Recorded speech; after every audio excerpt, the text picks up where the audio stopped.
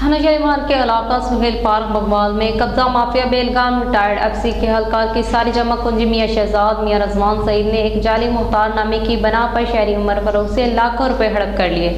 मजीद तफसीलात सरदार ताहिर महमूद की इस रिपोर्ट। शहरी उमर फरूख कोर्ट कचहरी के चक्कर काटने पर मजबूर बदनाम जमाना कब्जा ग्रुप मियां शहजाद और मियां रजवान सईद के खिलाफ थाना शालीमार में मुकदमा दर्ज हुआ। मुकदमा नंबर 117/19 बजुर्म 420, 468 और 471 दर्ज हुआ।